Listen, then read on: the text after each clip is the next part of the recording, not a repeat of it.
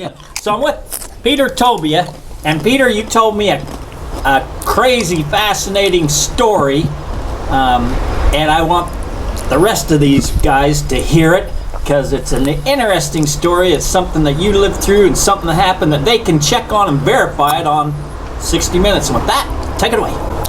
All right. Well, a number of years ago, I was introduced to a gentleman who contended that he was a retired doctor, early age, in his mid-50s, and he said that he had an associate of his who had found a whole bunch of emeralds on the beach right here in Florida. We're on the Treasure Coast. And we're here in Florida right now on the beach. Right here on the beautiful Treasure Coast, east coast of Florida, in the Atlantic. And the story was that somebody used to work for him had found these emeralds just on the beach. And he found a whole bunch of them, and he was the only guy he trusted. His name was Jay Miskovich. Was sitting right here in our condo, and he had unfortunately got beat up in the market crash of 2008, the housing market. He had been flipping houses in Latrobe, Pennsylvania.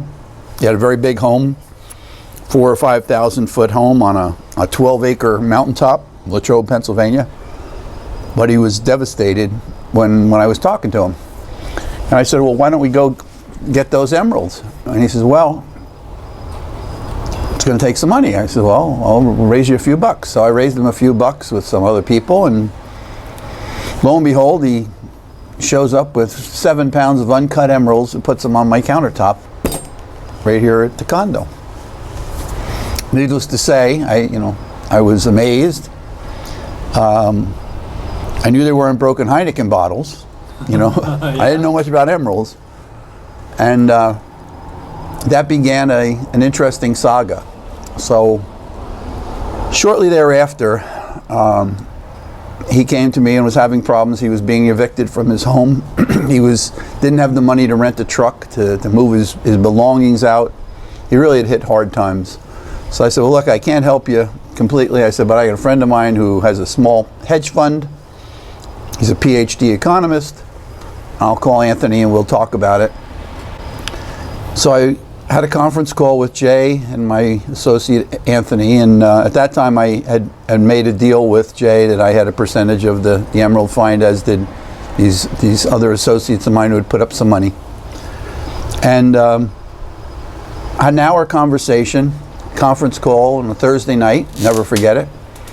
And I had told Anthony that, I said, look, you're both free and over 21. I said, I do have a dog in this fight, but if you guys can make a deal, I can't help Jay at the moment, but maybe you can. So we talked for about an hour. Anthony had known I had seen the emeralds, at least that they existed. He knew and trusted me completely.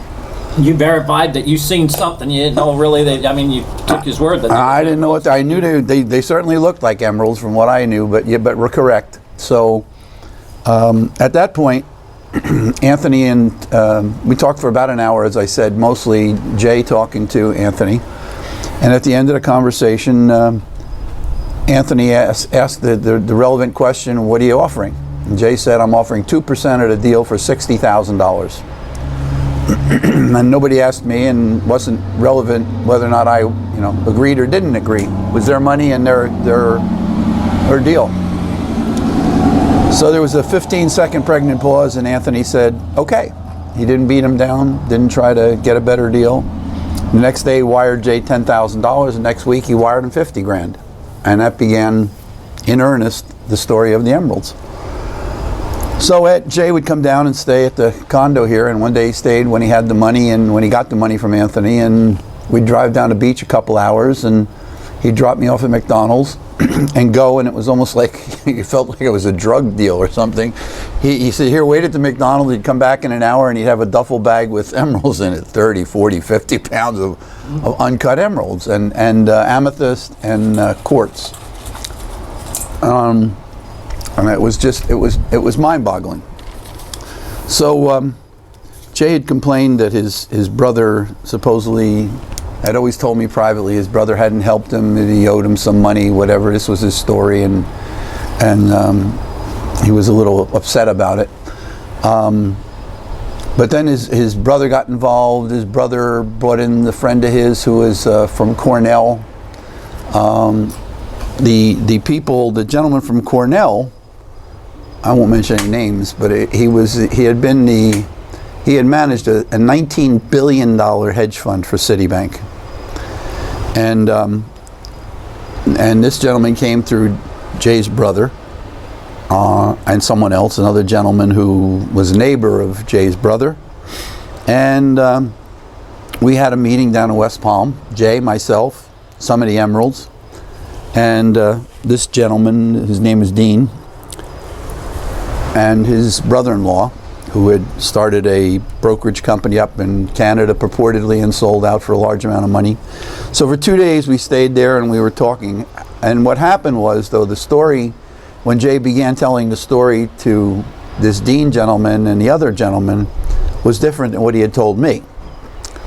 But being familiar with treasure, I realized sometimes that some people don't want to tell where the stuff came from. So that does happen a lot. Happens a lot. Aren't going to tell you where exactly. Absolutely. They'll tell you it came off of the beach and it probably came off of a mountaintop, yeah, you know? Yeah. So it didn't completely surprise me. However, I didn't, I just backed up with my interest and said, hey, I got my piece of this. And Jay would talk to me almost daily, and he had his new wealthy friends, and they began going to New York and meeting with big law firms, and they brought in, they had shown the emeralds to the Jeff Post, who was the head of the Smithsonian. Was a gentleman who had the largest collection of colored diamonds in the world, who was vying for a piece of this deal, who wanted very much to buy into this deal, supposedly. It was an interesting time. I've taken him to Sotheby's, taken him to Christie's. So along the way, Jay is doing his thing.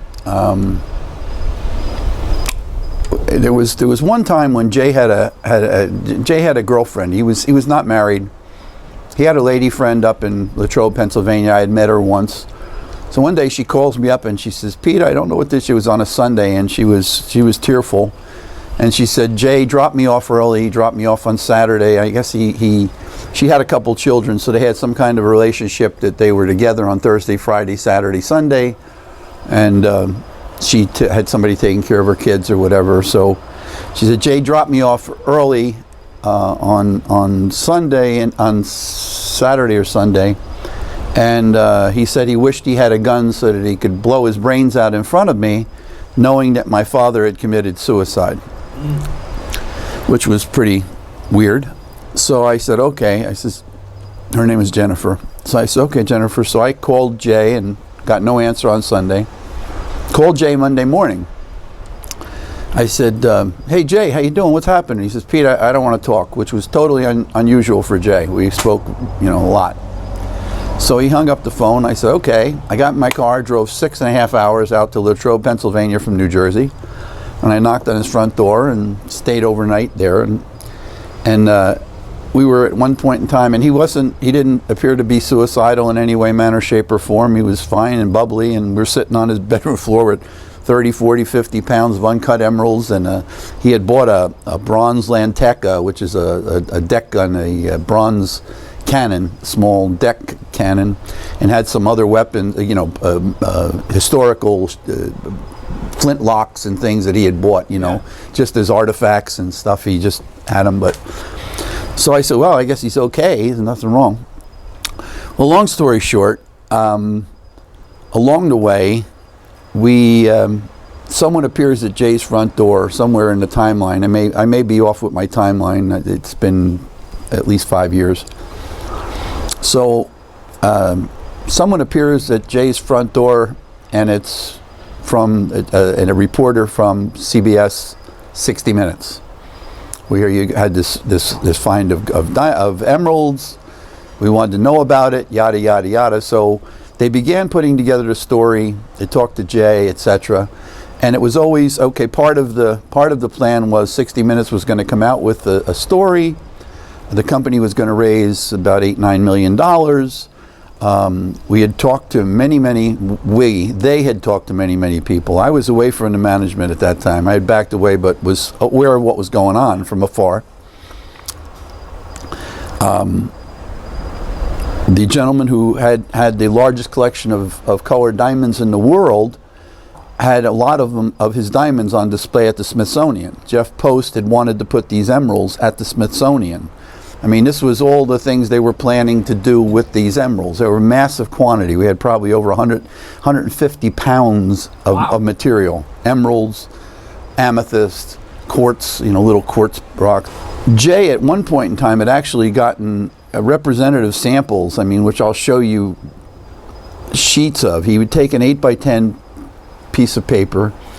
He would have an appraiser appraise a representative sample of these emeralds, and then he'd have a pile of emeralds, maybe 1,000 emeralds, and then one over here that was representative of this batch. They were all together and they're numbered. I forget the. And whoever the appraiser was just picked any. No, it was a real. It was a real appraiser, recognized, certified, gemologist who knew emeralds, and it would say, $800. He would estimate $800 a carat or $300 a carat or whatever.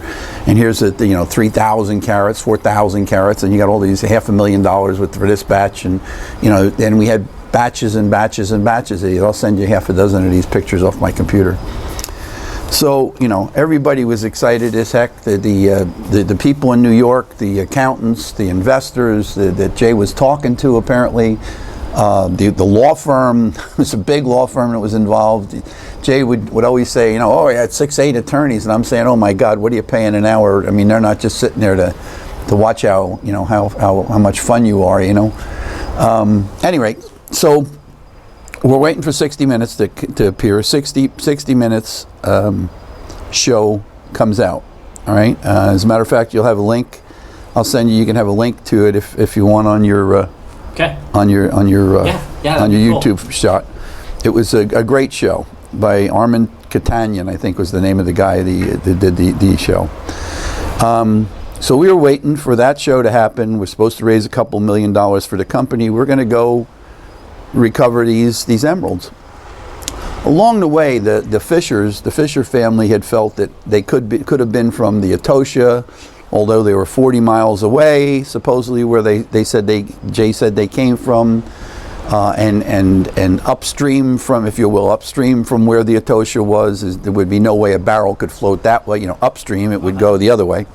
So let me back you up sure. just a minute. The original story was told to you that it was found on the beach? On the beach. The guy found them on the beach. We go out there with a little sifter and keep sifting these out and finding emeralds, and that's where he got them from. And then he had pails full of them. And then 5-gallon pails full of them. To the other investors, he changed the story that they was found out in the ocean. The time I heard the story change was when I met with this gentleman, Dean, and his brother-in-law in West Palm. The guy who was the head. So now everybody's saying they're out in the ocean on a ship. Well, no, now they weren't in the ocean. They would supposedly come out of I'll say Florida Gulf. I mean, it'd be on the west side of the Florida. Not in the ocean side, on the bay side, but north of the Keys. North of the Keys. The Keys go out west, and then it would be on the north of on the west coast of Florida, sort of, but up that way.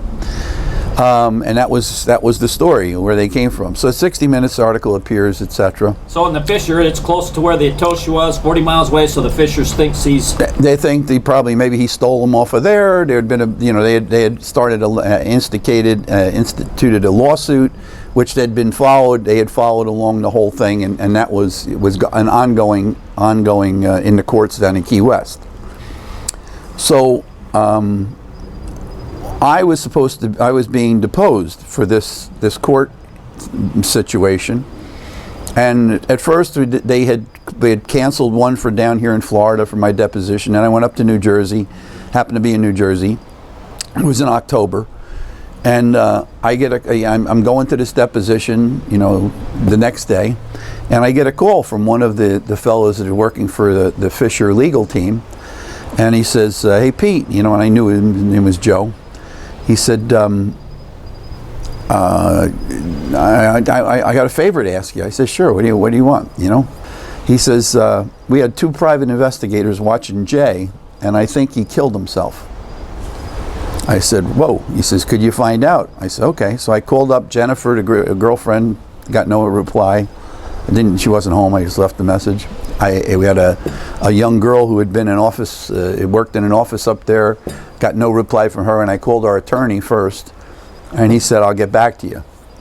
Well, about 2 hours later, the attorney gets back to me and says, Pete, I talked to the attorneys up in Latrobe, Pennsylvania, and apparently Jay had called them at like 3:30 in the afternoon and said he was going to kill himself. They shut down the schools. Jay supposedly went back to his homestead on the mountain and put a gun in his mouth, apparently a shotgun or something, I don't know the details of it, and blew his brains out. Come to find out now, so I was deposed that day, the next day? It was within a day of that. I don't remember how it came down. I guess it was the day before my deposition, I guess. As I recall it. I don't remember. I have the dates all written down, but I just don't remember at the moment. So it ended up in court, and the emeralds were held for several years. The FBI was involved. Everybody was involved. Apparently Jay had, I don't know if anybody ever really found out what happened.